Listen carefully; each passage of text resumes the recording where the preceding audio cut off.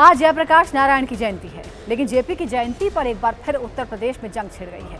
JP NIC में लोकनायक जयप्रकाश नारायण की जयंती मनाने को लेकर सपा और यूपी सरकार आमने सामने आ गए।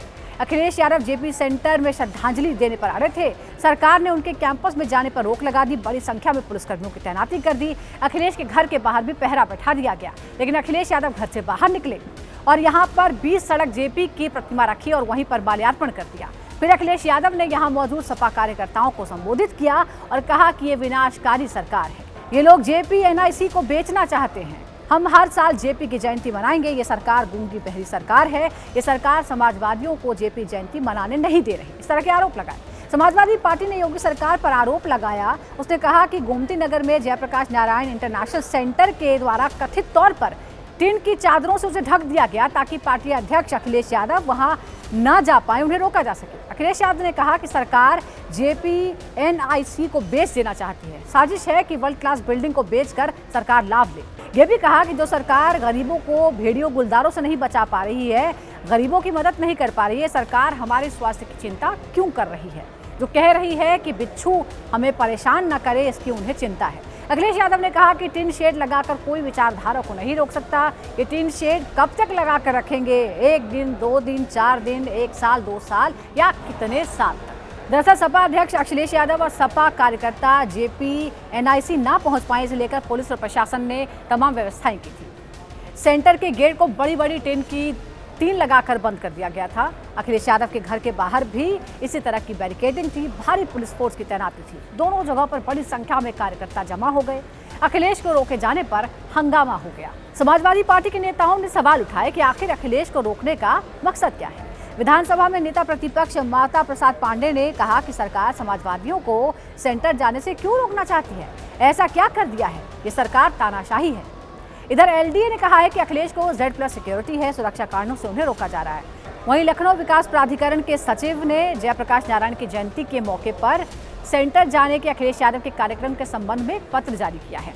इसमें लिखा है कि जेपी एनआईसी एक निर्माण स्थल है जहां निर्माण सामग्री फैली हुई है। बारिश के कारण कीड़े मकोड़े वहां हो सकते हैं। सपा प्रमुख अखिलेश यादव को Z+ की सुरक्षा प्राप्त है, जिसके चलते सुरक्षा कार्डों से उनका जेपी एनआईसी पर जाना सुरक्षित और उचित नहीं है। जेपी की जयंती मनाने को लेकर सपा के ऐलान के बाद गुरुवार की रात से ही बवाल शुरू हो गया था।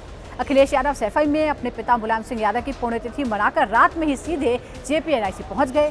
वहां गेट को टिन शेड से बंद किया जा रहा था। जहां पर टिन शेड लगाकर गेट बंद किए जाने को लेकर सपा कार्यकर्ताओं ने हंगामा कर दिया। सवाल उठाए गए कि आखिर सरकार ऐसा क्यों कर रही है। जब देर रात दीवार लगाई जा रही थी, उसी वक्त अखिलेश यादव पहुंच गए। उन्होंने वहां काम करने वाले लोगों को समाजवादी पार्टी जिंदाबाद लिखने को कहा। जेपी एनआईसी के गेट पर समाजवादी पार्टी की तरफ से पोस्टर लगा दिया गया, जिसमें जयप्रकाश नारायण को शाश्वत नमन लिखा गया। यह पोस्टर ठीक जेपी एनआईसी के गेट पर लगाया गया। आपको बता दें कि जेपी सेंटर का अखिलेश सरकार में ही निर्माण हुआ था। अखिलेश यादव का आरोप है कि योगी सरकार जेपी सेंटर को बेचने की तैयारी कर रही है। वहीं बीजेपी सरकार ने करप्शन का आरोप लगाते हुए जांच का हवाला दिया है। इस पूरे मामले पर भारतीय जनता पार्टी सवाल पूछ रही है कि अखिलेश यादव जवाब दे कि समाजवादी पार्टी के नेता रात के अंधेरे में ही सक्रिय क्यों होते हैं। अखिलेश यादव की हरकत बचकानी है। इधर यूपी कांग्रेस के अध्यक्ष अजय राय ने कहा है कि इस सरकार की नीयत ठीक नहीं है। पिछले साल भी इसी तरह की हरकतें की गई थी और अखिलेश यादव को रोका गया था।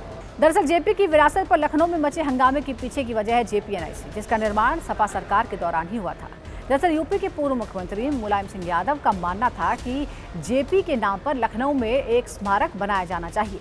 इसके लिए पूरी तैयारी हो गई थी, लेकिन इससे पहले कि इस सेंटर का काम शुरू हो पाता, मुलायम सिंह की सरकार चली गई। इसके बाद सूबे में मायावती की नई सरकार बनी और ये सपना अधूरा रह गया।